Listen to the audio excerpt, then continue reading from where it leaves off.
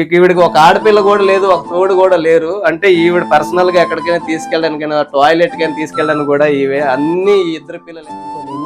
So అమ్మ foundation వాళ్ళు మాకైతే హెల్ప్ చేశారు. చేసినందుకు అందరికీ హృదయపూర్వక నమస్కారాలు చెప్తున్నాను.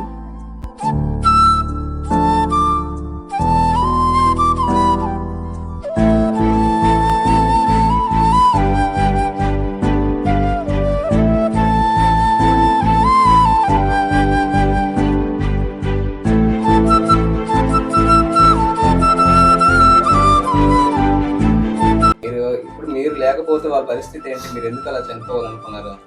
ఏటి ఆధారం లేదా, పిల్లల్ని ఎలా పెంచుతానా అన్నట్టు. భూమి లేదు, ఏటి లేదు, ఆస్కారం ఏంటి. అయ్యో, ఏం సహాయం కావాలని అడిగితే మాకేం వద్దని, మా అమ్మ లెగిస్తే చాలు, మా అమ్మ చూసుకుంటుంది అని అన్నాడు ఆ మాటల్లోనే. నాకు ఆ మాటలోనే బాధ అనిపించింది చాలా. మీకు కొద్దిగా అమౌంట్ ఇస్తాను, మీరు బాగుపడిన దాకా అమ్మని జాగ్రత్తగా చూసుకోండి, కానీ స్కూల్ మానేకండి.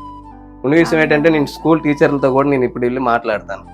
ఆడేసి ఈ 10th ఇప్పుడు 9th చదువుతున్నాడు అంటే 10th అయిపోయిన తర్వాత ఏ కాలేజీలో వచ్చినా ఎక్కడైనా సరే మీ ఫీజు పరంగా అయినా నేను ఎప్పుడైనా హెల్ప్ చేస్తాను మా ఫౌండేషన్ ద్వారా. ఓకేనా? మీరు ఇప్పుడే అర్థం చేసుకోండి అమ్మా. మీరు ఎంత కష్టం వచ్చినా సరే, చనిపోయినంత కష్టం ఎవరికి కూడా ఉండదు. అర్థమవుతుందా? చనిపోయి మీ కష్టం తీరిపోద్దా అనుకుంటే ఇప్పుడు వాళ్ళ పరిస్థితి ఏంటి? అదండి, చూసారు కదండి. మనం మన వీడియో స్టేటస్ల ద్వారా తర్వాత గ్రూప్లో కూడా పెట్టడం జరిగింది. తర్వాత అందరూ కూడా ఒక్క సహాయం కూడా ఎవరిని అడగలేదు. మేము వెళ్దాం అనుకుంటున్నాం, అంటే నిత్యావసర సరుకులు అందరికీ ఇస్తున్నాం కదా, వీళ్ళకి కూడా అందజేసి ఇలా వీడియో పెడదాం, ఎవరైనా సహాయం అందిస్తే చూద్దాంలే అని అనుకున్నాం. కానీ ఒకరికొకరు అలా సహాయం అందించడంతో మనకైతే కొంత అమౌంట్ అయితే వచ్చింది. ఆ అమౌంట్ ద్వారా కొన్ని సామాన్లు తీసుకొచ్చాం, నిత్యావసర సరుకులు తీసుకొచ్చాం. తర్వాత వీళ్ళకి కొంత డబ్బులు కూడా మనం ఇవ్వదలుచుకున్నాం.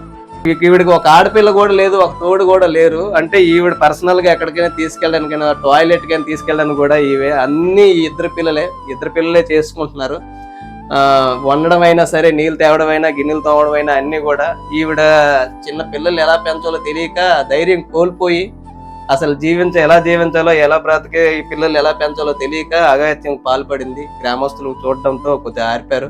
కానీ ఈ నడుము నుంచి కింద వరకు భాగం మొత్తం కాలిపోయింది అనమాట పూర్తిగా. మీరు 2 కాళ్ళు కూడా వీడియోలో మీరు చూస్తే కనిపిస్తుంది ఆ పరిస్థితి. ఇందాకైతే ఇప్పుడు మేము 14,000, ఇతను కూడా 500 ఇచ్చారు. 14,500 రూపాయలు ఇది ఈ అమౌంట్ అనేది. మా వీడియో చూసి రియాక్ట్ అయ్యి ఇలా వస్తారనుకోలేదు. మాక్సిమం అందరూ ఫోన్ పే ద్వారా పంపిస్తారనుకున్నా, బట్ నేరుగా వచ్చి నిత్యావసర వస్తువులు తీసుకొస్తారనుకోలేదు. చాలా హ్యాపీగా ఉంది నాకు కూడా.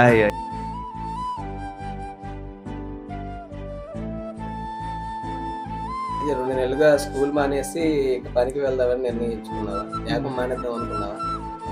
మానేదంటే అమ్మ బాగోలేదు కాబట్టి మరి ఎలా పెంచాలో తెలియక డబ్బులు లేక అలా చేయవలసి వచ్చింది. సరే, ఈ అమౌంట్ అయితే కొంతవరకు ఉపయోగించండి. స్కూల్లో నేను వెళ్ళి టీచర్లతో మాట్లాడతాను. 10th వరకు బాగా చదువు, తర్వాత ఎక్కడ జాయిన్ అవ్వాలైనా సరే, ఫీజు పరంగా అయినా సరే, ఏదైనా సరే నువ్వు చదువుకునే ఇంట్రెస్ట్ ఉంటే మేము సహాయం అందిస్తాం. సరేనా? మమ్మల్ని సంప్రదించు, మా నెంబర్ తీసుకో. సరేనా? థ్యాంక్ యూ అండి, మీరు సపోర్ట్ గా ఉన్నారు. మీరు ఫోన్ లో మాట్లాడేటప్పుడు మీరు కూడా మాట్లాడారు. ఫౌండేషన్ వారికి అందరూ కూడా నమస్కారం.